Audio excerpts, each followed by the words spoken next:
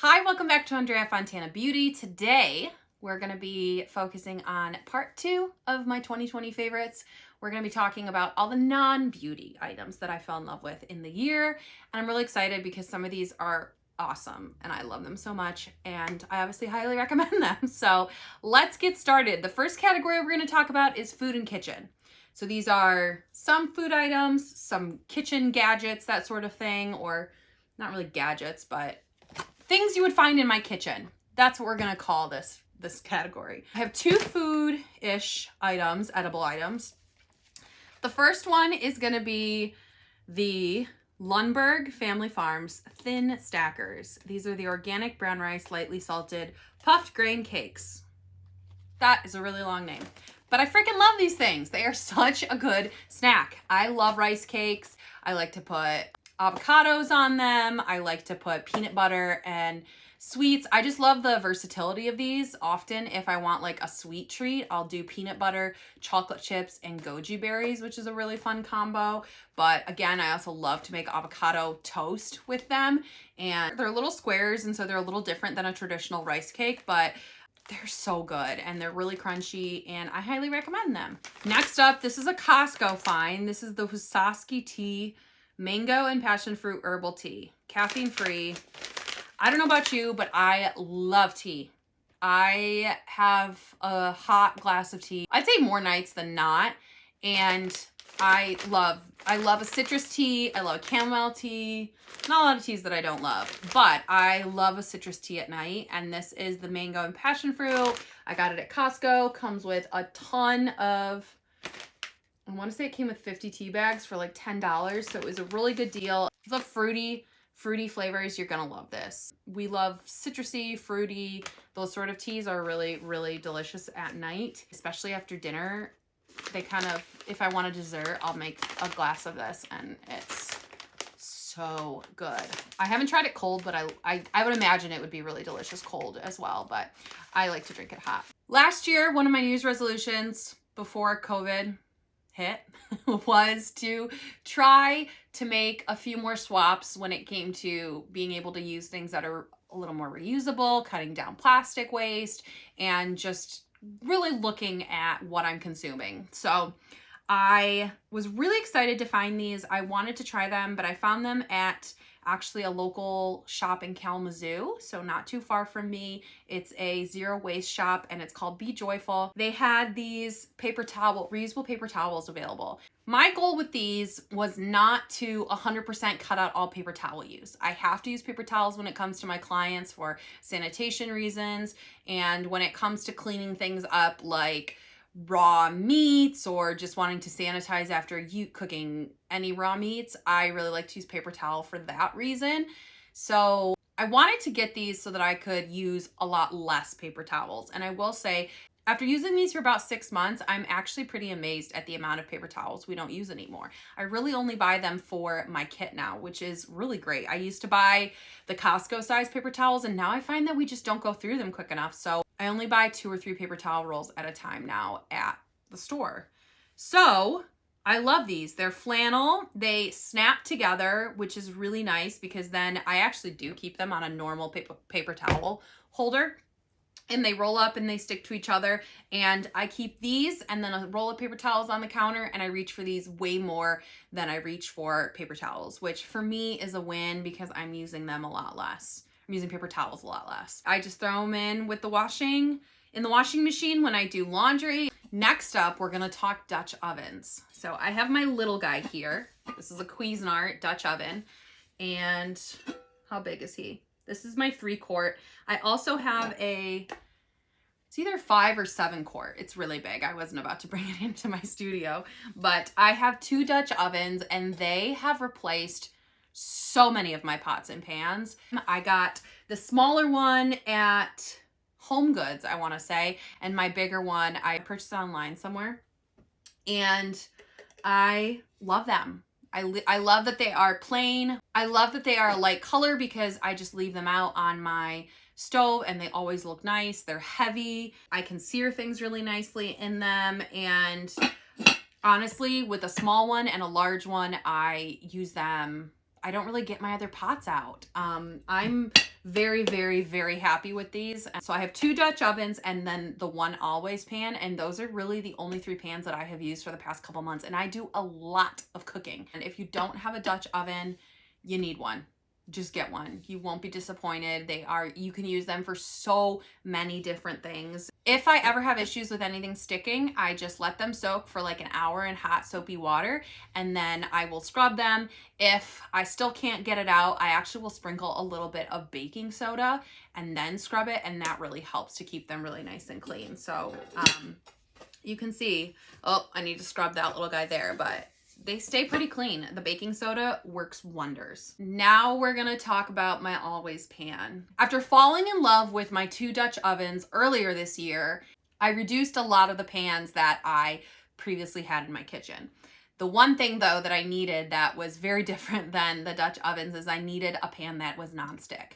Now, I'm not typically a fan of a lot of nonstick pans. I just haven't had good luck with them in the past, but this one was kind of piquing my interest. It was getting more popular and I wanted to see what all the fuss was about, honestly. So I'm going to do an in-depth, probably IGTV, because those are just easier. And I'll probably throw that up on my Instagram. So make sure you're following me there so that you can see all of my thoughts on the always pan. It comes with a steamer basket and also a bamboo spatula that fits in nicely to this little knob right here. It has a hole so that you can hook it on there and it'll stay on the pan, which is nice. But I love this thing. It is so easy to clean. So if you're somebody who cooks a lot, or you're somebody who doesn't like cooking because you hate cleaning up the pans, you're gonna love this. It's definitely investment. I've had mine for a couple months now and I've used it over 100 times easily, and it's held up so great. It cleans so easily. Eggs don't stick to it.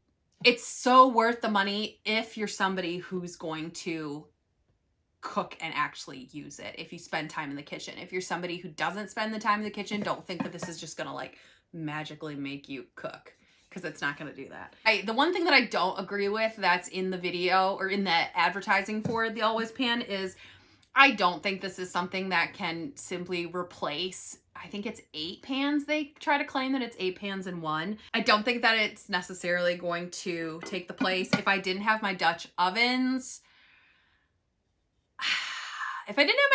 I feel like I would still need a lot more pans. I don't think that it's going to be everything that you need, because the only thing that is kind of annoying is it's not quite big enough. I wish it were just a little wider. I like how deep it is. I don't think it should be any deeper, but I wish that it was a little bit bigger to accommodate, to hold a little bit more. That's like my main critique of it, but I do really love it. I love how easy it is to clean. That's my absolute favorite thing about it. My 2 Dutch ovens and this always pan are the only 3 pans that I use on a consistent basis, and I'm cooking in multiple meals every single day in my kitchen. If you can find a good deal, if it's in your budget, I do think it's worth it, but I don't think it's like a magical pot that's going to make you cook more or enjoy cooking more necessarily. Moving on to our next category of non-beauty favorites is going to be health and fitness. I have come into a very, very good fitness routine in 2020. That's one thing actually that I'm most proud of. I'm just a happier person when I'm working out on a regular schedule. It's just a fact. It's something that I've learned throughout my 30 years of living, that I like moving and I feel better. My anxiety is better. The first health and fitness item that I fell in love with, I guess technically I tried them in 2019, but I didn't purchase them for myself and really start using them until 2020. And that's the Ollie Sleep vitamins, or I guess they're sleep gummies. I love how they taste. I take 2 of them.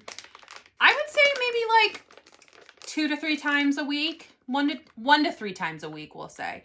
I don't take them every night because I don't really need them every night. But if it's a night where I know that I need to get a good night's rest because I have, like, say, a wedding the next day, or if I'm like wide awake, but it's time for me to go to bed, I'll take one half an hour before I need to go to bed, and that'll help kind of just like calm me. I feel like I've gotten just better sleep. I don't really have an issue with falling asleep necessarily, but I feel like once I fall asleep, I'm not always sleeping as hard as I want to be, or as well as I want to be. So I love that these have really helped me to just like get a good night's rest. My next health and fitness favorite is going to be, this probably comes as no surprise, but my Schwinn IC4 bike with the Peloton app. I will link a blog post below that I did talking about why I went with the Schwinn IC4 over purchasing the actual Peloton bike. There's plenty of reasons. I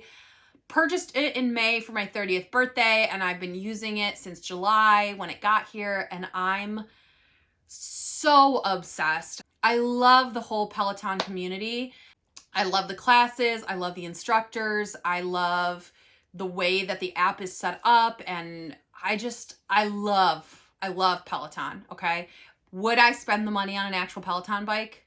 That I don't know, especially because I was able to kind of come up with just as great of an option at such a lower price. I love my Schwinn IC4 bike. I highly, highly, highly recommend it instead of getting the full Peloton bike, but it has changed my life for the better. It's definitely helped me stay consistent when it comes to moving my body. And there's so many less days where I'm just like dreading.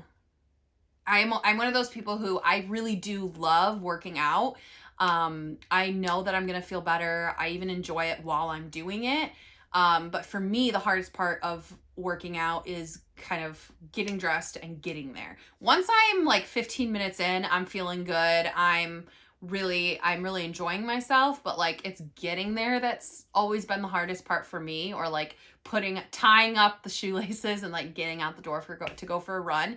So I really love having the bike here because I'm looking at it every day, so it's reminding me to be active and to do things that I know will make me feel good, and I can't recommend it enough. If you have questions at all about my Peloton and Schwinn bike experience, go ahead and leave a comment below and I'll be happy to answer those questions, but I can't recommend it enough. It was the best money I have ever spent, especially in 2020. Next, we're going to talk about something else that I kind of, well, not splurged on, but it wasn't a necessity. If you told me in the beginning of 2020 that I was going to enjoy reading on a Kindle at the beginning of 2021, I would have laughed at you, because I've just always been a person who loves holding a book.